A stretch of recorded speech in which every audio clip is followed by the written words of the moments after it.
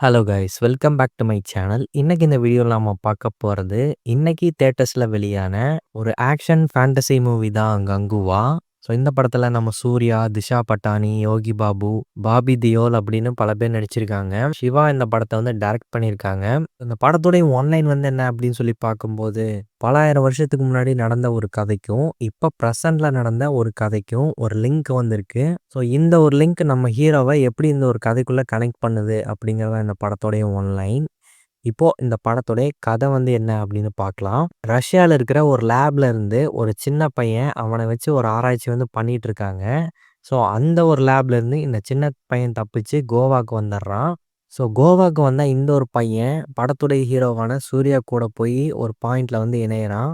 Already இவங்க 2 பேத்துக்கும் பாஸ்ட்ல வந்து ஏதோ ஒரு கனெக்ஷன் இருக்கு அப்படிங்கிற மாரி காட்டுறாங்க. இப்ப கட் பண்ணா பலாயிரம் வருஷத்துக்கு முன்னாடி பெருமாச்சி அப்படிங்கிற ஒரு கிராமத்த வந்து காட்டுறாங்க. ஸோ அது வந்து பார்த்தீங்கன்னா ஒரு தீவு. அதே போலயே ஒரு 5 தீவு வந்து இருக்கு. ஸோ இதில இருக்கக்கூடிய அந்த பெருமாச்சி அப்படிங்கிற அந்த கிராமத்தில தான் நம்ம ஹீரோவான கங்குவா வந்து இருக்காரு. ஒரு முக்கியமான காரணத்துக்காக ஒரு சின்ன பையன வந்துட்டு பார்த்துக்க வேண்டிய சூழ்நிலை வந்து நம்ம ஹீரோவுக்கு ஏற்படுது. ஸோ அந்த சின்ன பையனுக்கும் இப்ப இருக்கக்கூடிய பிரசன்ட்ல இருக்கக்கூடிய அந்த சின்ன பையனுக்கும் நம்ம ஹீரோவுக்கும் ஒரு கனெக்ஷன் வந்து இருக்கு. ஸோ அந்த கனெக்ஷன் வந்து என்னன்னா, அண்ட் அது மட்டும் இல்லாம தன்ன நம்பி இருக்கக்கூடிய அந்த கிராம மக்கள் எல்லாத்தையும் நம்ம ஹீரோ காப்பாத்துனாரா இல்லையா? ஸோ அந்த கிராமத்து மக்களுக்கு யாருனால பிரச்சனை வருது? இதெல்லாமே தான் இந்த படத்துடைய மீதி கதை அப்படின்னு சொல்லலாம். ஸோ இது எல்லாத்துக்கும் ஆன்சர் கிடைச்சதா இல்லையா? அப்படிங்கிறத படத்த பார்த்து தெரிஞ்சுக்கங்க. படத்துடைய பாசிட்டிவ்ஸ் எல்லாம் வந்து என்ன அப்படின்னு சொல்லி பார்க்கும்போது, டவுட்டே வேணாம், சூர்யா சாரோடைய பெர்ஃபார்மன்ஸ் அப்படின்னு சொல்லி ஆகணும். பிரசன்ட் போர்ஷன்ஸ் ஆகட்டும் அண்ட் கங்குவாவா வரக்கூடிய அந்த போர்ஷன்ஸும் ரொம்பவே எஃபோர்ட் போட்டு நடிச்சிருந்தாரு அப்படின்னு சொல்லி ஆகணும். அவர் கோவப்படக்கூடிய இடங்களாகட்டும், எமோஷனல் ஆகி பேசக்கூடிய இடங்களாகட்டும், இவருக்கும் அந்த சின்ன பையனுக்குமான அந்த பாண்டிங் ஆகட்டும், எல்லாமே சூப்பரா இருந்துச்சு படத்துல. அந்த சில போர்ஷன்ஸ் எல்லாமே எனக்கு ஓரளவுக்கு ஒர்க் அவுட் ஆச்சு அப்படின்னு சொல்லலாம். எமோஷன்ஸ் வந்து ஓரளவுக்கு நல்லாவே ஒர்க் அவுட் ஆயிருந்தது.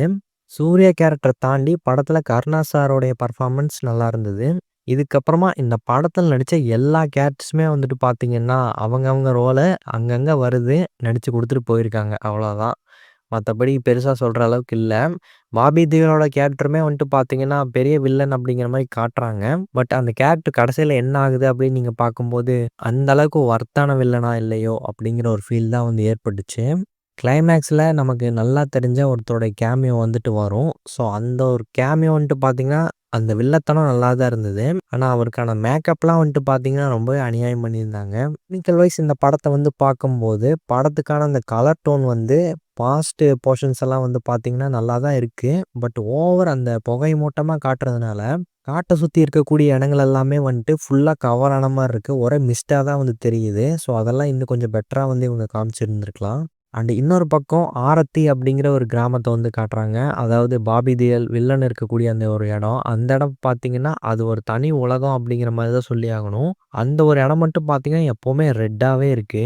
என்னதான் வெவ்வேறு தீவா இருந்தாலும், ஒரு நியாயம் வேணாமா அப்படிங்கிற ஒரு ஃபீல் தான் வந்து ஏற்பட்டுச்சு அப்படின்னு சொல்லலாம். இப்ப பிரசன்ட் போர்ஷன்ல வரக்கூடிய விஷுவல்ஸ் எல்லாமே படத்துல பார்க்க நல்லா இருந்துச்சு அப்படின்னு சொல்லலாம். கிட்டத்தட்ட விவேகம் படத்துல வர மாதிரியான ஒரு கலர் டோன தான் அந்த பிரசன்ட் போர்ஷன்ஸ்ல வந்து குடுத்துருந்தாங்க.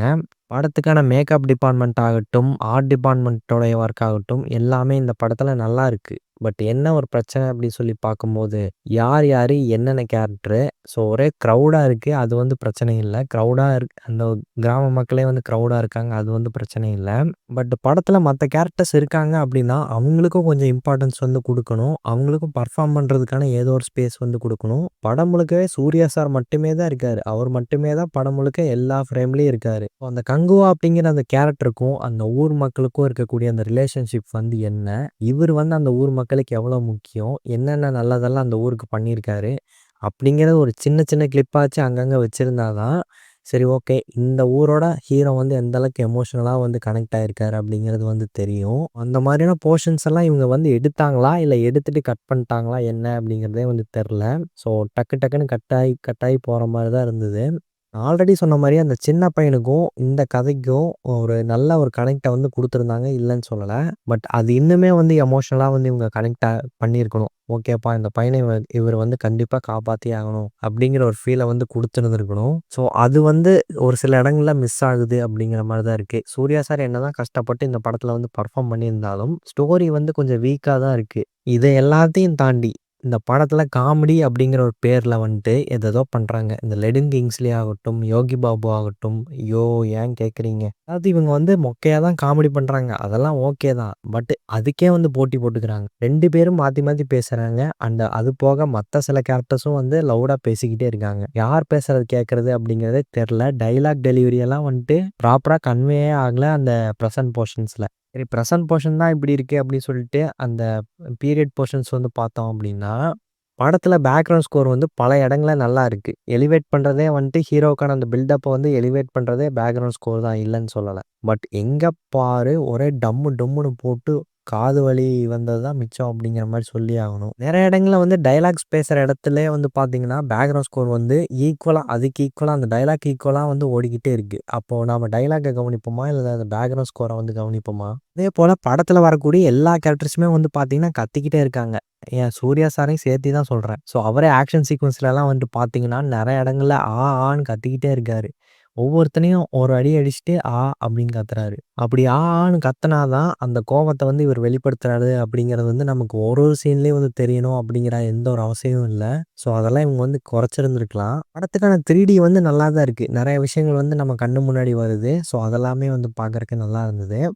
பட் 3டியுமே ஒரு சில இடங்கள்ல வந்துட்டு பார்த்தீங்கன்னா, அந்த உண்மையான விஷுவல்ஸ வந்து இன்னுமே பெட்டரா நம்மளால ஃபீல் பண்ண வைக்க முடியலையோ! 2டில பார்த்துருந்தாவாச்சு அந்த ஒரு கிளாரிட்டி வந்து நமக்கு கிடைச்சிருக்குமோ! அப்படிங்கிற ஒரு ஃபீல் வந்து எனக்கு ஏற்பட்டுச்சு. ஏன் 3டில வந்திருக்க கூடாது? ஏன் 3டி வந்து ஒர்க் ஆகல?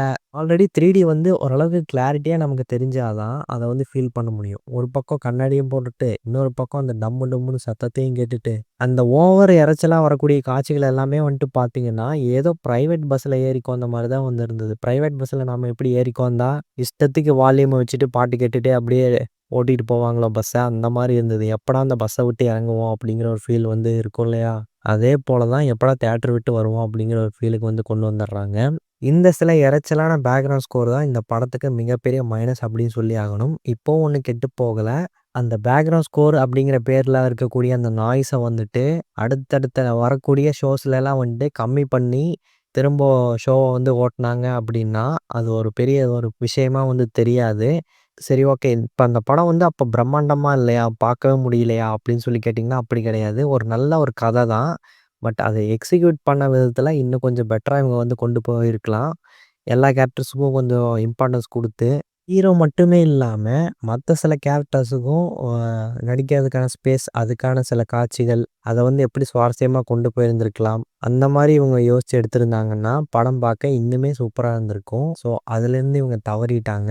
ஸோ, ஓவராலா இந்த படம் வந்து ஒரு டிஃப்ரெண்ட்டான ஒரு எக்ஸ்பீரியன்ஸ் தான். அதுல எந்த ஒரு டவுட்டும் இல்ல. அந்த இரைச்சலான சவுண்டு மட்டும் இல்ல அப்படின்னா, இந்த படம் வந்துட்டு பார்க்கறக்கு நல்லா தான் இருக்கு. சில பல குறைகள் இருந்தாலும், படம் வந்து பார்க்கறக்கு நல்லா தான் இருக்கு. ஹீரோவுக்கான அந்த எமோஷன்ஸு, அவருக்கான அந்த பில்டப் காட்சிகள், செகண்ட் ஹாஃப்ல வரக்கூடிய 1, 2 இன்ட்ரஸ்டிங்கான போர்ஷன்ஸ் அண்ட் கிளைமேக்ஸு இதெல்லாமே இந்த படத்துல நல்லா ஒர்க் அவுட் ஆயிருக்கு. இன்கேஸ் இந்த படம் நீங்க பார்க்க போறீங்க அப்படின்னாலும், 2டிலே பார்த்து என்ஜாய் பண்ணலாம் அப்படிங்கிறது தான் என்னுடைய ஃபீலு, என்னுடைய பெர்சனல் ஃபீலு. ஸோ இந்த படத்துல சூர்யா சார் மட்டுமே கஷ்டப்படல. காட்லயும், மேட்லயும் ஏகப்பட்ட ஆர்டிஸ்ட் வந்து கஷ்டப்பட்டுருக்காங்க. மிகப்பெரிய டீமே இந்த படத்துக்காக உழைச்சிருக்கு, இல்லன்னு சொல்லல. பட் அதுக்கு கொஞ்சமாச்சும் நியாயம் சேர்க்கிற அளவுக்கு, கொஞ்சம் ஸ்க்ரீன் பிளேல ஒரு விஷயத்த வந்து இவங்க சேர்த்துருக்கலாம். ஸோ சப்போஸ் பார்ட் 1 வந்து ஹிட் ஆயிருச்சு அப்படின்னா, இப்போ ரிவ்யூஸ்ல சொன்ன ஒரு சில விஷயங்கள வந்து இவங்க கரெக்ட் பண்ணி, இன்னுமே பெட்டரா வந்து டெலிவர் பண்ணலாம். ஸோ வெயிட் பண்ணி பார்க்கலாம். பார்ட் 2 வந்து எப்படி இருக்க போகுது அப்படின்னு சொல்லிட்டு.